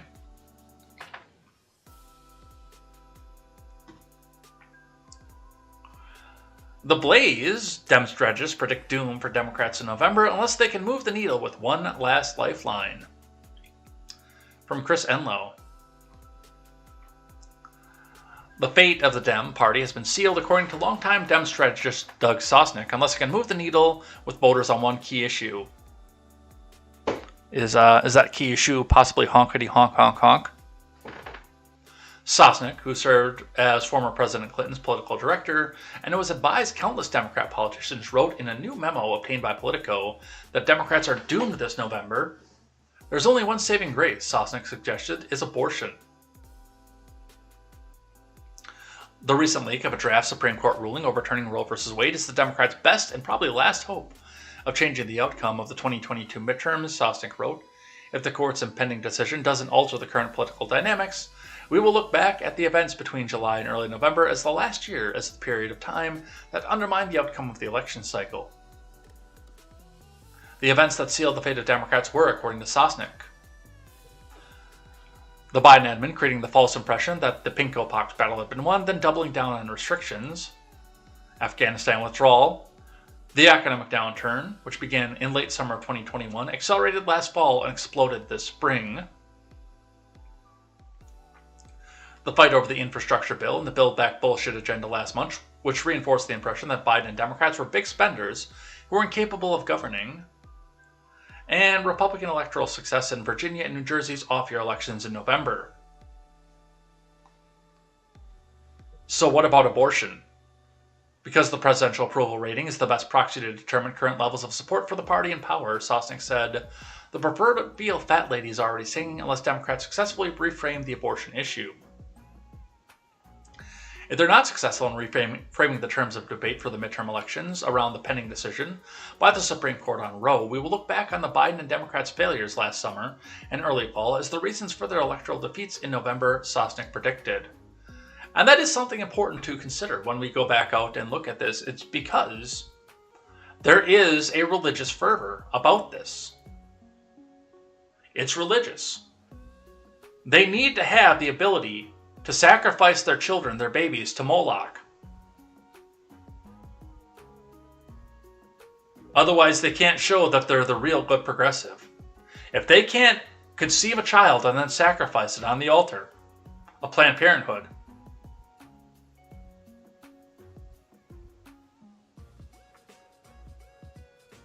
then they can't come out and pray to Bernie Sanders for, oh, please, please just take away from the millionaires and billionaires and give it back out to me.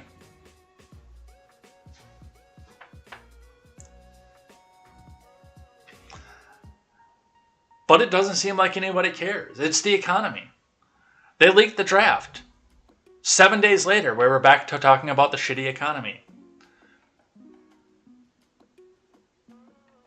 The Glowy committed the atrocity in Buffalo. 2 days later, we're back to talking about the economy. The only reason we spent so long talking about it on EZR is because it had literally just happened.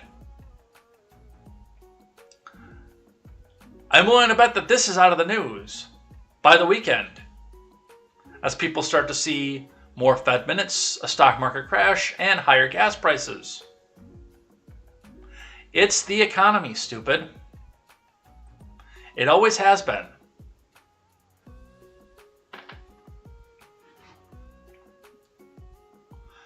And the last one we'll do, and then we will do what I am thankful for and head out of here for the day. This one here from the Daily Wire, going right on to what I just said. It's the economy, stupid. Ben Zieslav writes, American households owed hundreds of billions more than usual this tax season, report says. American households paid hundreds of billions more than usual in their 2021 tax returns, according to a Monday analysis from the University of Pennsylvania's Wharton School. The analysis from Penn Wharton Budget Model, a nonpartisan public policy research initiative, noted that payments of non-withheld individual income taxes in April of 2022 surpassed $522 billion, significantly higher than the $243 billion collected in May of 2021, the month in which tax filings were due last year. Because the surge in taxes due at filing came entirely from taxpayers who paid electronic funds transfer, PWBM concluded that the vast majority of the increased tax payments come from households which, unlike businesses, tend to file their records electronically once per year at tax season. The payment surge is likely attributable to higher household wealth. Household equity wealth rose 40% last year, nearly twice as fast as any other year since 1990. While we keep every month devaluing the currency another 0.5%, so there's that. As the economy recovered and equity prices rose sharply, PWBM explained. Indeed, American Enterprise Institute senior fellow Kyle Palmer-Lowe told the Daily Wire that the economy of 2021 recovered quite rapidly, which meant that incomes also increased because capital income tends to correspond with the business cycle. It's not very surprising, as the economy grew, that the sources of income grew quickly. Inflation can also increase the nominal returns to capital assets and boost the taxes paid on the returns, Palmer-Lowe added. Although the data utilized by PWBM were adjusted for inflation according to the Personal Consumption Expenditures Price Index, the Consumer Price Index, which increased from 1.4% in January 2021 to 7% by December of 2021, has trended somewhat higher than the former metric over the past year. But you're also comparing this to 2020. Keep that in mind. Where many of us were locked into our homes, they expanded unemployment to try to keep people from going into work.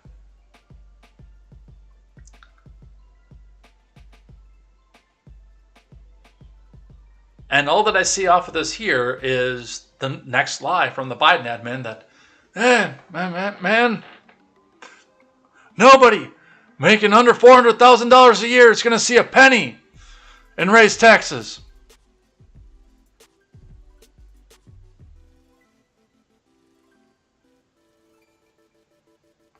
The Wharton School says otherwise.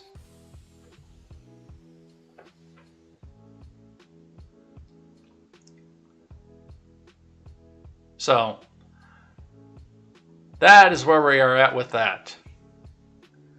And with that, we're going to finish out of here. We're going to do something that I'm thankful for and head out of here for the day. So, let's finish up. So, the last thing that I do on Wednesday is we talk about something that restores my faith in humanity and something I'm thankful for. Now, I have had, and I talked about this at the top of the show, I've had a, let's say, difficult relation with police throughout my life. I like racing. I like drinking before it was legal to be drinking. I don't necessarily like to follow registration laws because I don't care that much. And I really don't want the government to have me pay a tax every year on something that I already own. You get the idea. I'm not a big fan of law enforcement, but I break with a lot of my more libertarian-minded friends over all police being bad. Now, I play devil's advocate in one of the Discord servers that I'm in with one of the people that come back and chat with that. I play devil's advocate with him all the time over the idea of, well, all police are bad, just because he seems to be in the idea that all police are necessary and all police do good. I play that devil's advocacy with him, but my personal stance on this has always been that we need to go after the lawmakers, the millionaires, who make the laws that enable the bad blue-collar police to go back out there and do that. I've never been particularly comfortable going straight after the blue-collar workers, and I do suspect that part of the reason that some of my more libertarian-minded friends think more in terms of what the blue-collar workers do is there's more direct contact, and it's an easier target.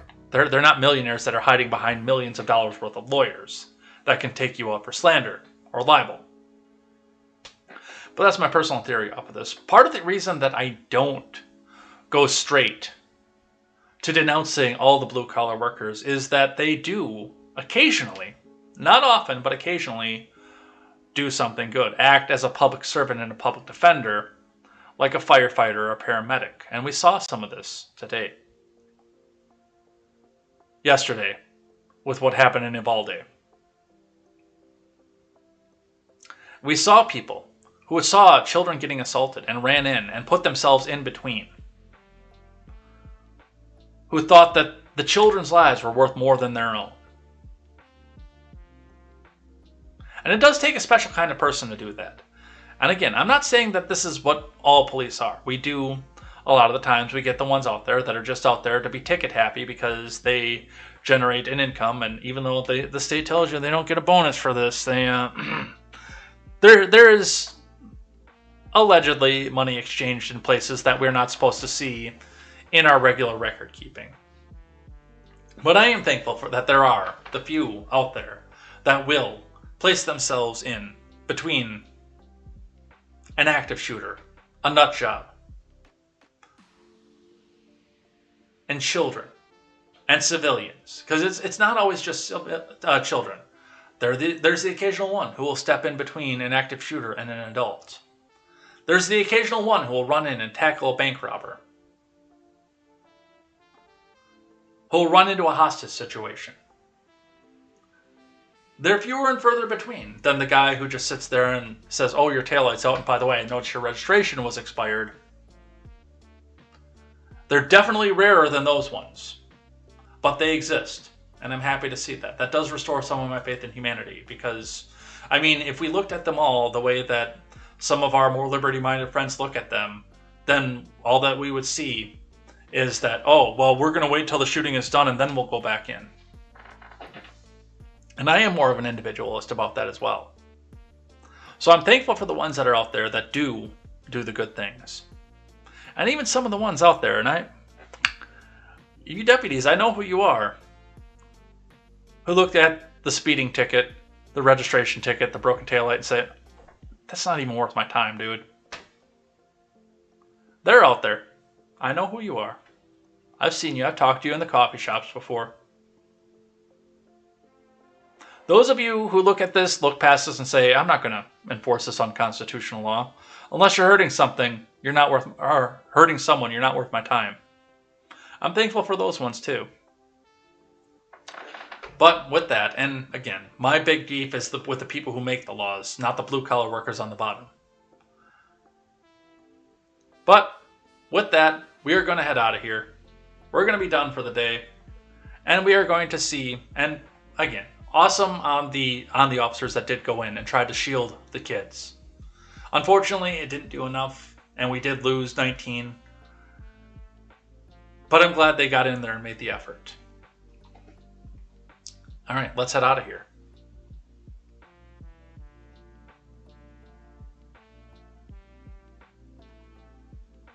Where's my outro music? There it is.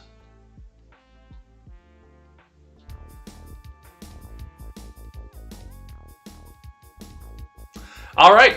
So with that, we're going to head out of here for the day. We spent an entire, almost episode talking about just what happened in Texas and the fact that I have a lot of questions about this, and I don't buy this at face value. I wouldn't expect anybody who's watching this program to buy this at face value. There's a lot of weird stuff that went along with this. So with that, we'll probably see a lot more stuff come out of here and a lot more attempts to go back and change the law to make it harder for you to defend yourself against an overbearing federal government. And the bad cops out there who do think that it's their only job to go out there and write a registration ticket or a parking ticket.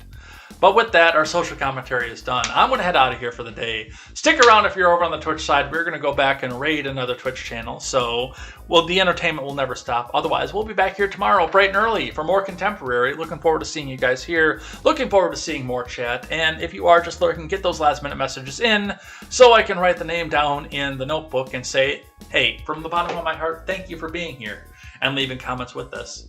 We'll see you tomorrow, bright and early, and until then, I'm Jay Edgar, and this is Contemporary. Take care.